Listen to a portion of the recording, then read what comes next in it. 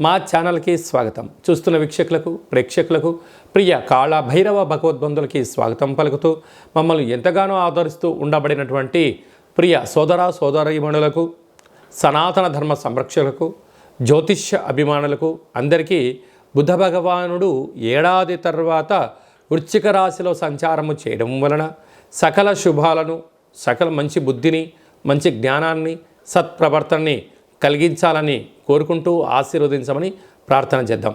బుధుడు అనగానే మన బుద్ధికి సంబంధించిన స్వామివారు. అంటే మన బుద్ధి ఎలా ఉండాలంటే కూడా నిత్యము అప్రమత్తత కలిగి ఉండడం, ధర్మబుద్ధి కలిగి ఉండడం, సిద్ధి బుద్ధి అంటారు. అంటే విఘ్నేశ్వర స్వామివారి యొక్క భార్యలు ఇరువురైతే వారు సంకల్ప సిద్ధి, సంకల్ప బుద్ధి అంటూ ఉంటారు. కనుక వారి యొక్క ఆశీస్సులు మనకు ఎలా మంచి బుద్ధి కలిగినప్పుడే మనిషి జీవన విధానం, సత్ప్రవర్తన, ఆరోగ్యము, నియమము, క్రమశిక్షణతో కూడిన జీవనాన్ని అందరికీ ప్రసాదించాలని కోరుకుందాం.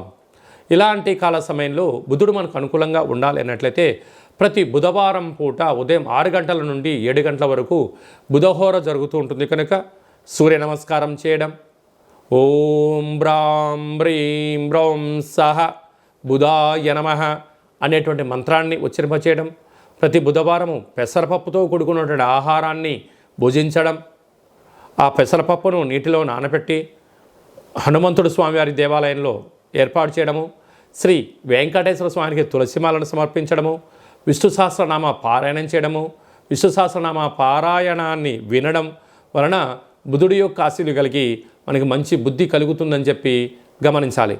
ప్రతి బుధవారం పూట నవగ్రహాల దేవాలయానికి వెళ్ళి 17 సార్లు ఓం బ్రాం బ్రీం బ్రౌం సహ బుధాయ నమః అనే మంత్రాన్ని ఉచ్చరింపచేస్తూ ప్రదక్షిణ చేయడం.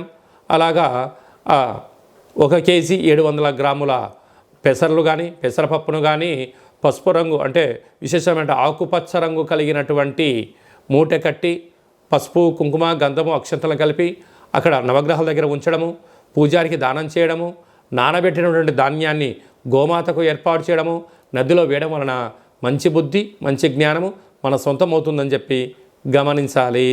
కన్యరాశి వారికి ఏడాది తర్వాత బుధ భగవానుడు తృతీయంలో సంచారం చేయడం వలన రాశాధిపతి బుధుడు, ఈ బుధుడు 3వ స్థానంలో ఉండడం వలన తల్లిదండ్రులతో, అన్నాదమ్ములతో, అక్కాచెల్లెలతో, సహ ఉద్యోగస్తులతో, పై అధికారులతో, పార్ట్నర్షిప్ వ్యవహారం చేసేవారందరితో కూడా వీలైనంత వరకు మృదువుగా ఉండడం, చిరునవ్వుతో స్వీకరించడం, ఏదైనా చర్చించేటప్పుడు అన్నీ తెలుసుకొని చర్చించడం, లేకపోతే కొంత సమయాన్ని గడువు తీసుకొని చర్చించగలిగితే మీకు మంచి పదవులు, అలంకారాలు, మీకు వచ్చే డబ్బులు, మీకు వచ్చేటువంటి రావాల్సినటువంటి ఫలాలు మీకు అందే అవకాశం ఉన్నాయి. తొందరపాటు నిర్ణయానికి ఇది సరైన సమయం కాదు అని చెప్పి గమనించాలి.